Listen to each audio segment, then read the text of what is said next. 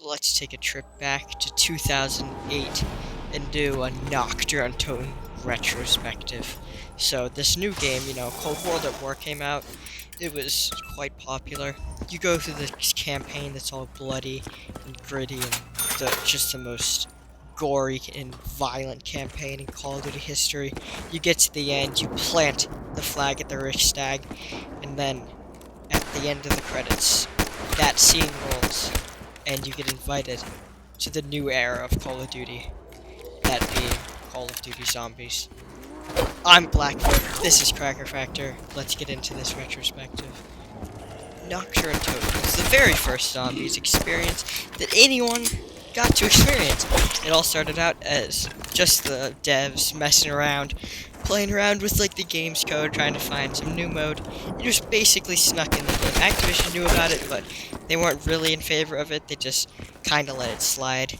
And we are all very glad that they let it slide, because this is probably what Call of Duty is most iconic for, besides maybe multiplayer and maybe the campaign, but I seriously doubt it.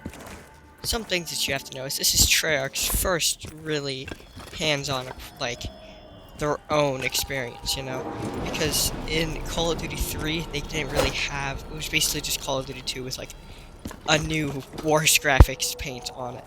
And World at War really is what made them take off as a company, and it got further on with Black Ops 1, 2, and 3. This is obviously the first video in a series of every map's retrospective, and let's get on to this map's innovations.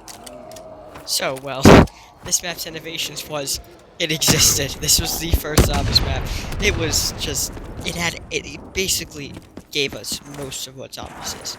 It gave us zombies, rebuildable barriers is a big one, wall buys, opening doors with money that you get from shooting zombies, power-ups, the mystery boxes you're seeing right here, the ray gun, speaking of, just got it.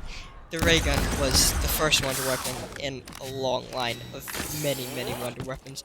And this gun was not that great in World of War. Its potential wasn't really realized until Black Ops 1. But those are the innovations of this map. Some other things to note about this map: it's been remade. It's been remade and is in every single Call of Duty Zombies game made by Treyarch besides Black Ops 4. It's in World at War, BO1 as a remake that they just brought out, like a remaster. They just ported it, I guess, to the game. In Black Ops 2 and Transit, it's there. In Black Ops 3, this footage you're seeing right now in Chronicles, and in Revelations, it's kind of like the hub area.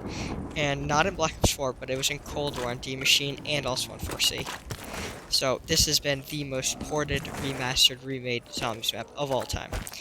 This map really just nails the atmosphere, There's no other Zombies map like this. Verruckt is pretty similar, but this you're just like these military people trapped in a bunker as zombies slowly creep in, and the only thing you can do is die. That's the only escape, if you know what I mean. But I'm sure we're going to be seeing this map many a time in the future, and we will continue to see it, because it is actually a glorious map. Overall, I give it a 6 out of 10 for its performance. There's not that much more else we can say about this map, other than it nailed the atmosphere. It's the first Zombies map in a very long line. We'll get to Verruckt next, but for now, Nacht, untoten is the start of Call of Duty Zombies. Remember to drop a like and subscribe. This is Blackfoot from Cracker Factor. We'll see ya in the next episode.